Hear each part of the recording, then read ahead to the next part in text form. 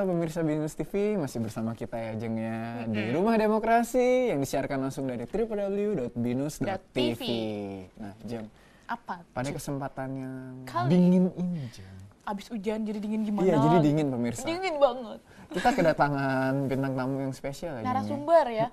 Wes, spesial banget nih. Spesial tapi nggak pakai banget. telur. Kalau Nggak pakai rima. telur, ya udah lah Jeng. Narasumbernya dari mana sih Jeng? Jadi narasumber kita kali ini untuk pertama kalinya, wah excited banget gue. Pertama kalinya. Untuk pertama kalinya nggak menganut rasis kokoh-kokoh Apa dong? dan nggak menganut orang lokal seperti saya. Terus dia Iya. dari mana Jeng? Jadi dia Luar dari Kedubes USA. Oh gitu. Wih, gue ngomongnya udah gimana gitu kan kesannya. Can you speak English? Little. Little I can lah. Ya udah Jeng kalau gitu, mau cari orangnya dulu ya Jeng. Oke deh. Panggil. Oh cari dulu orangnya Jeng. Cari, emang apaan dicari? Tikus. Oh iya kali. Mari kita buka. 1, 2, 3. Kosong. Ada. Pak, welcome sir. Selamat datang. Selamat datang di rumah Jeng Sinta. Cingco. Hai. Halo. Hai. Nice to meet you. Pak Yusa. Ya. Wih. Gimana Pak? Gimana pemirsa? Bisa lihat sendiri kan pemirsa? Ya gue bingung nih kamera yang mana Jeng. Kamera. Oke, kameranya ada di sana. Yang ini Jeng, gimana di sana. pemirsa? Dahsyat sekali kan bintang tamu kita kali ini. Narasumber kita kali ini adalah Bapak Ted Ling dari konselor politik Kedubes AS. Dahsyat sekali. Would Bapak you mind to mungkin introduce yourself, sir? Asik. Memang saya Ted Ling dari Kedutaan Amerika. Saya sangat senang bisa di sini hari ini sama kamu. Oke. Mantap sekali. Wah Pak Yusa juga sangat rapi ya Pak ya. Terima kasih.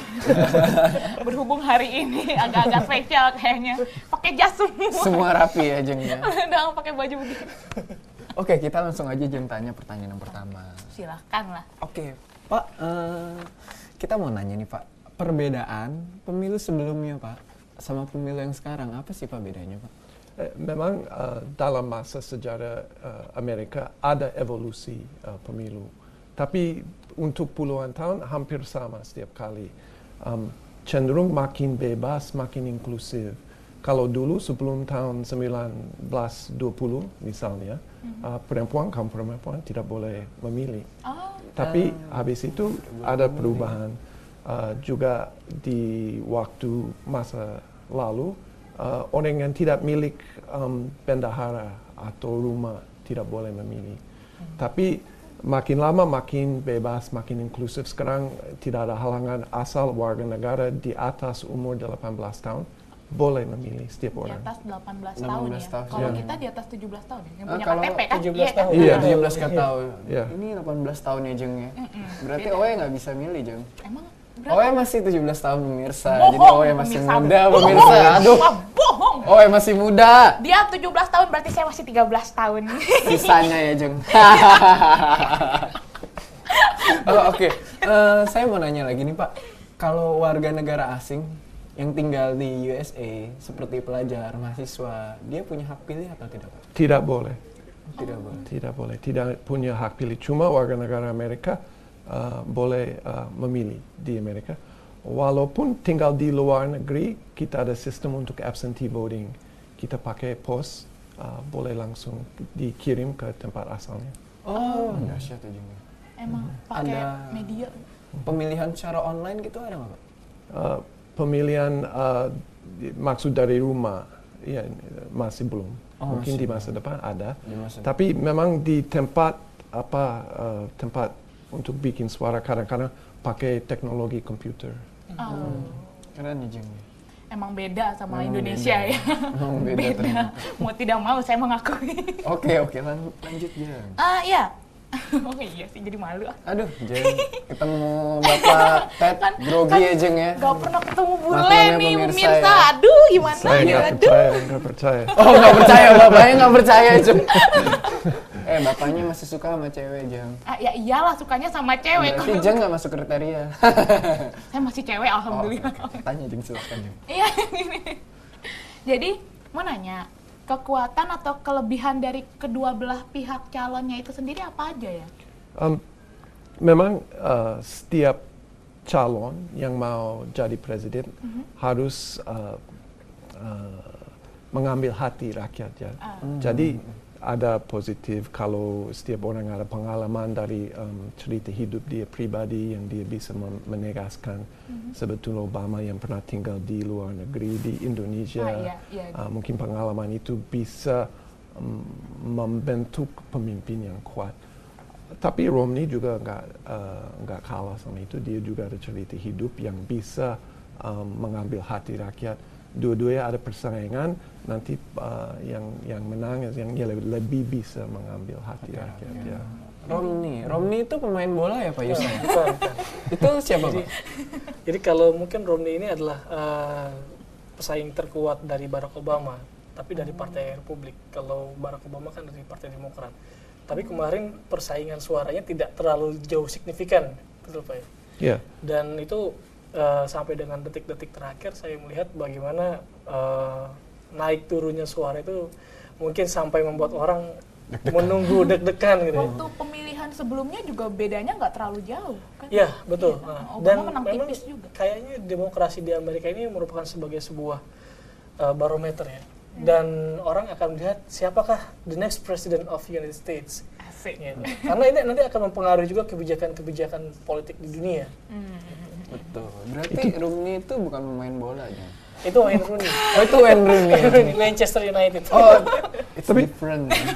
Bapak mengatakan satu perbedaan yang besar di antara Indonesia sama Amerika. Kalau Amerika ada sistem dui partai. Dui partai. Kalau di Indonesia ada berapa ratus? Multi partai. Multi partai atau sekarang di DPR ada 9 partai. 9 partai. Ya, jadi itu perbedaan yang cukup bermakna. Jauh. Dui partai itu berarti 26. Hah?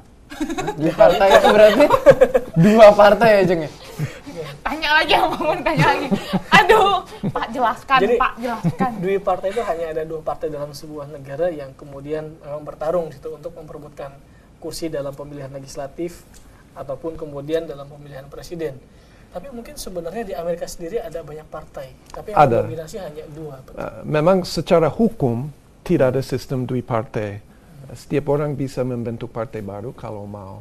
Tapi secara praktis di masa mungkin 50 tahun yang terakhir tidak ada partai kecil yang bisa menang untuk presiden. Kemungkinannya kecil Kemungkinannya ya. kecil aja ya. Oke, kalau gitu kita mau nanya lagi nih Pak. Kelemahan Pak dari kedua belah partai, Partai Demokrat dan Partai Republik. itu apa sih Pak? Kelemahan dua partai. Well, saya sebagai PNS harus tidak berpihak. Coba. Berarti nggak boleh ya Pak? Bener sih. Oh, benar juga ya Jeng. Nggak Aduh boleh, ini Jeng. list pertanyaannya gimana ini? Gimana ini Jeng? Tapi mungkin ya kalau mungkin menurut Bapak gimana? Ya, kalau saya mungkin melihatnya gini, masing-masing memang punya sisi positif dan negatif. Demokrat punya kecenderungan lebih moderat. Kalau Republik banyak yang bilang lebih konservatif, mungkin seperti itu pandangannya. Dan oleh karenanya itu membuat kebijakan dari masing-masing partai, terutama juga termasuk kandidat dari calon presidennya itu berbeda juga. Sebagai contohnya, banyak yang bilang kalau misalkan Republik terpilih, maka orientasinya adalah energi. Sedangkan kalau dari Demokrat, maka orientasinya adalah kebijakan dalam negeri yang kemudian harus diperbaiki. Seperti halnya pajak, tax, ya. Kemudian juga masalah pengangguran dan kesehatan. Gitu. Kalau rata-rata Partai Republik mendukung pemerintah yang lebih kecil, pajak yang juga lebih kecil. Mungkin Partai Demokrat bisa lihat peran pemerintah yang lebih besar juga boleh. Oh, pajaknya berarti Ngomongin pajak ya Jeng. disesuaikan sama ukuran negaranya. Ukuran negara. Oke, kita mau tanya lagi nih Pak. Bagaimana dengan angka kemiskinan Pak? Angka kemiskinan di Amerika. Iya, Iya. betul Pak.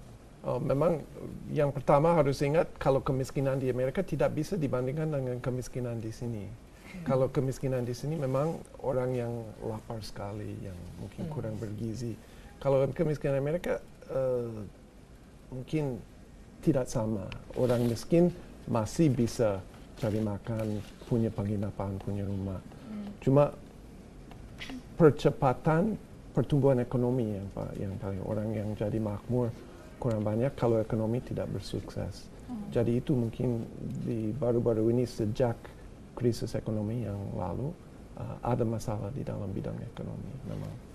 Oke deh, Oke Pak. deh. Kita tunda dulu. Kita tunda sebentar ya, Pak, Kita mau ya. lihat dulu pesan-pesan yang berikut ini. Oke. Asik. Oke, jangan kemana-mana pemirsa, masih Tetap di Rumah bersama kami. Demokrasi.